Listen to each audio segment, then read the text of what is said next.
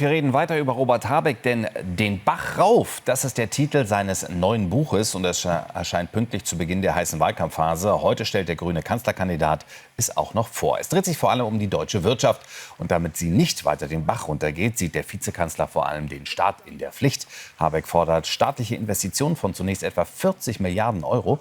Bei RTL sprach er von einem sogenannten Deutschlandfonds, der allerdings mit Schulden finanziert werden soll. Unterdessen hat der DGB den Vorschlag des Grünen begrüßt, Einkünfte aus Kapitalerträgen zur Finanzierung der Sozialbeiträge heranzuziehen. Widerstand kommt dagegen weiter von der Wirtschaft sowie von Union und FDP.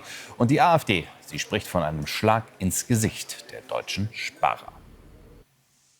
Tja, aber kann es mit Robert Habeck eigentlich wieder den Bach raufgehen? Der ja steht fürs gescheiterte Heizungsgesetz, aber eben auch wie Lindner und Scholz für das Nicht-Funktionieren der Ampelregierung. Wir haben uns bei Ihnen mal umgehört, ob Robert Habeck Deutschland wieder voranbringen kann. Hier ist Ihre Stimme. Er ist nicht der Richtige. Er probiert uns ja aus, indem er versucht hat, wie weit geht der Bürger, wenn er sagt, mit seiner Wärmepumpe, die er jedem vorschreiben möchte.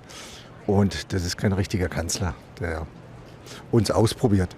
Bin ich mir unsicher, aber ich bin allgemein mit allen Kanzlerkandidatinnen unsicher. Deswegen ist es eine sehr schwierige Frage. Ich denke, Herr Habeck würde noch am ehesten das Land voranbringen und das machen, was gemacht werden muss, zumindest in mancher Hinsicht.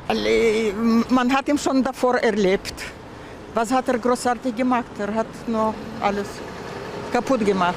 Ich glaube nicht, dass er ein guter Kanzlerkandidat ist, weil er bis jetzt eigentlich nichts hingekriegt hat. Warum soll er das jetzt hinkriegen? Ich halte ihn so ein bisschen für einen Amateur. Nein, das würde ich nicht glauben. Weil ich einfach finde, der hat in seiner politischen Art und Weise zu viel und zu schnell verändern wollen, was also den ganzen Leuten irgendwo zu schnell ging. Und es von der Umsetzung her irgendwo gehapert hat. Ich halte Robert Habeck für einen der führenden und wichtigsten Politiker in Deutschland. Ja, ich denke, das wäre auf jeden Fall ein guter Regierungschef.